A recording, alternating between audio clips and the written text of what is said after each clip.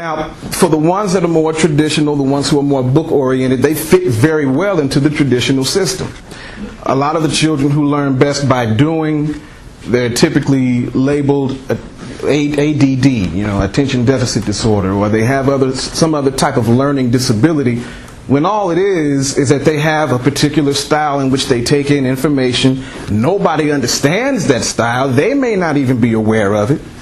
They may not even be conscious of their own internal capabilities, but they don't have anyone to really encourage or to nurture what they have, and so they suffer as a result of that, and that's a very unfortunate circumstance. So, on from learning styles, you think about it like this. The title of this workshop is Rhythmic Remedies, Meeting Your Students Where They Are. You have to understand that sometimes you have to go, or I'll just say it like this, in most cases you have to go to where your students are as opposed to trying to bring them up to your level. Now, there's a name for that, and you may have heard this term before. It's called differentiated instruction. Who's ever heard of that? Differentiated instruction. I just learned about it myself earlier this year, about being flexible enough in your teaching approach to meet students where they are. That's really what differentiated instruction is. And so when you put all of this together, matter of fact, I'll ask a question first. Who in here thinks that they truly understand the definition of educate, what it means to educate? Who knows what that means? Anybody? Working on it. Working on it? Okay. All right. I'm working on it too. But I just recently found out something.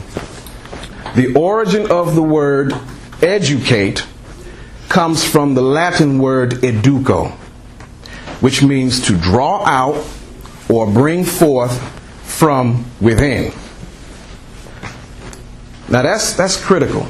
It's very important to understand. Bringing forth from within. Now, in the traditional sense of understanding this word and understanding the whole idea or concept of education, we typically think of it as sending children off to institutions where they have information put into their heads from the outside. But if you look at the origin of the word educate, coming from the Latin educo, meaning to draw out or bring forth from within, really what you're doing is developing a person from the inside. That's really what you're doing. It's not about putting something into someone from the outside. It's about bringing out what they already have on the inside. That's a very fundamental difference. Hey, good morning. That's a very fundamental difference, and in my opinion, it's all right. The more we understand that and begin to practice teaching from that perspective, the more effective we'll be at teaching. Now, when you put this whole thing together, the educate, educo, differential instruction, meeting students where they are, when you put all of this together, what are we really talking about? When you get down to the root of it, what we are really talking about is personal development, personal growth. There's 4 aspects to that. There's mental, there's emotional, there's physical, and there's spiritual. So that's why I had to open this up by congratulating and acknowledging all of you for the sacrifice that you make every day. Because this is the seriousness of teaching.